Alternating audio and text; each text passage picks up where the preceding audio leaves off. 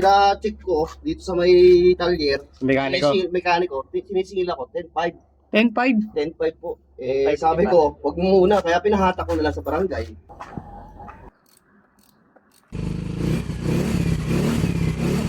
Ngayong araw na ito ay may isang followers tayo na pupuntahan. Sa sobrang tagal ng pag-aantay ay may sasakotuparan na ang kanyang hiling sa atin na mapaayos ang kanyang motor na may sira na loss compression. Na sana yung pag-asa niya na mapaayos yung motor niya sa atin ay magawa natin para at least kahit paano ay makabawas sa gastusin at maitulong natin sa kanya kahit yung labor man lang bilang pasasalamat natin bilang solid nilang taga-subaybay sa atin. Punta namin dito ay sakto na nasa labas na yung motor ni Sir para mai-prepare at saktong pagpunta namin dito ay okay na. Salamat nga din pala sa followers natin na to. Naganda pa talaga ng pagkain sa amin. Napaka-generous talaga ni Sir. Maraming salamat po. So yan, dito po tayo ngayon sa isang followers natin na si Sir Otep po, tama.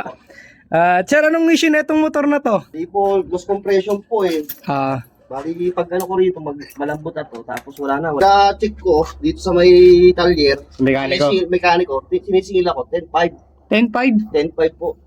Sabi ko, wag mo muna, kaya pinahatak ko na lang sa barangay. Sakto din naman na nakabili na si Sir ng valve seal. Kaya ng message sa atin ni Sir, halos compression daw yung sira ng kanyang motor. Kaya pinabili na lang natin siya. In case na ibababa natin yung makina, ay nakakasiguro tayo na may ipapalit tayo dito para di tayo magka-aberya. Shoutout nga pala sa ating suot-suot na uniform sa Sensui at ganito na rin sa Rem. Thank you Tol Jerry sa binigay mong tiwala sa amin. Ganun na din sa ating pangmalakasan, pinakamurang power tools. Grabe ang pasasalamat namin ng partner ko sa binigay ninyong tiwala sa amin. At sinimulan na nga ng partner ko para di kami abutan ng gabi. Yun kasi yung mga oras na walay araw pero paulan naman kadalasan. Tinanggal na nga yung battery para matanggal na din yung upuan. Ginamitan na din ng power tools para mabilis natin matanggal ang bawat tornilyuhan nito. Pagbukas nga ay ganito ang nag-itsura. Tambak ng alikabok at lupa. Dahil na din sa matagal ng pagkakatambak nito. Chinek na din ng partner ko kung magsusupply ito ng kuryente at all goods naman.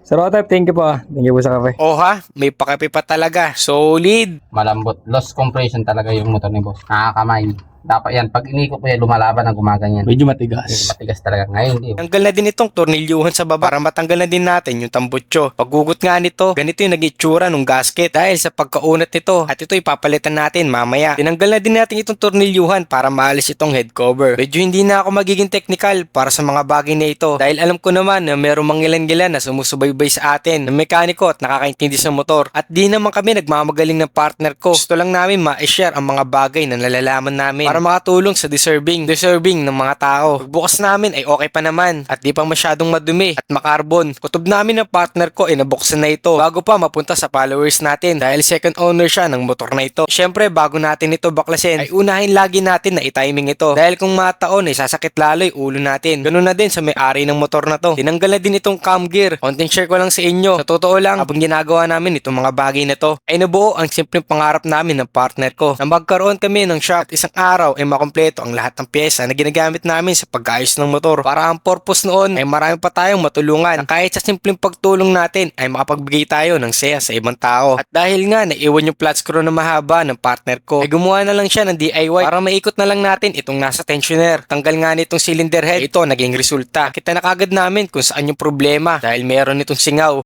Testing natin. So, okay yung intake. Walang singaw. Walang leak. Bila tayo. Ayun. Umiyak.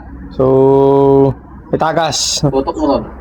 Itagas. Medyo intense ang part na ito dahil sa paghugot nito dahil dito makikita natin ang status ng piston pati ang block nito. Kung ito ay may kayod o papalitan na. Swerte at wala naman. Nilinisan na natin itong piston pati itong cylinder head sa barbula gamit itong wire brush. Buti na nga muna natin itong pin para makuha natin itong cam gear at cam lube para mailabas na din natin siya. Okay pa naman itong rocker arm at itong roller. Sa pagtanggal nito ay kailangan talaga maingat ka kasi kapag ito ay nawala ay finish ka. De, biro lang. Hirap lang talaga nito halaginapin dahil ito ay sobrang liit niya. At ito na nga ang naging resulta ng kanyang valve o barbula. Tinanggal na din natin itong valve seat niya sa kabilaan para ating mapalitan. Nilinisan na din natin itong mga ibang pyesa, pati itong cylinder head cover. Ginawa na din natin ng paraan itong barbula para malinisan at matanggal na yung mga carbon at dumi nito. Shoutout na din pala sa gamit nating tong langis.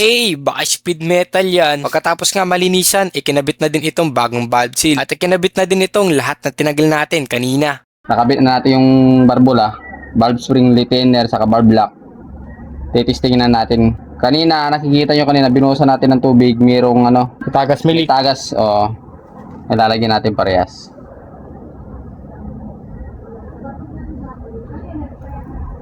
Yun o. Tutok mo. Okay na. Ikaw muna, tol. Hey! Hey, walang tagas. All Walang goods na. sagas. Kailangan maingat ka din sa pagkabit nitong block at sa piston para hindi tumukod yung mga ring nito at di magasgasan. So yun guys, napaka-generous talaga ng follower natin. Pinagandaan niya pa kami ng ating mga kain. Wow, sarap naman. Ito, bulalo. Ayan o, papaitan. Bulalo tuloy sa gutom. Bulalo na ang tingin sa papaitan.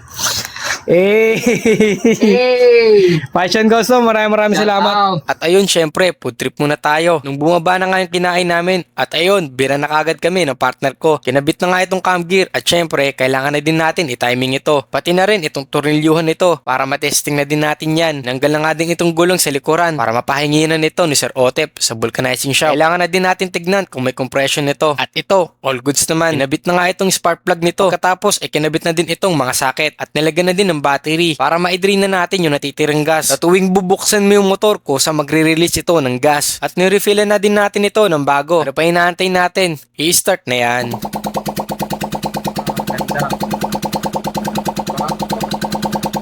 Napakaganda talaga ng flow ng kanyang langis. Nag-change oil na din kami dahil maitim na yung dating nakalagay na langis dito. Dahil wala tayong embudo, tamang DIY lamang tayo. Dahil okay na, kinabit na din natin itong cylinder head cover. Chinek kung may leak o may tagas na langis at wala naman. Sa totoo lang, habang ginagawa namin ito, ang kinakatakot namin ay yung hindi namin magawa yung problema ng motor. Nakakaya sa ating followers iyon dahil umasya sa atin at nagtiwala siya. Kahit paano naman ay hinihigatan natin yung expectation ng ating taga-subaybay at yung desire natin na makatulong sa kanya. Kaya ating nagawa. Nilinisan na din natin itong preno niya dahil napakarami nitong alikabok. Syempre, di natin ito mapapatakbo ng walang gulong. Kaya i-self-pack na natin yan. Pagkabit ka ng tambutso. And this is the moment of truth. Test drive na natin ito. Umuusok ito dahil may langis na nilubricate natin kanina sa piston. Ganun na din sa cylinder head cover nito. Pero maya-maya ay mawawala din iyan. Sinakyan na ng partner ko para masubukan at makita natin ang resulta. At yun, solid. Masaya kami dahil alam namin magiging masaya yung followers natin ito. So yun guys, try natin.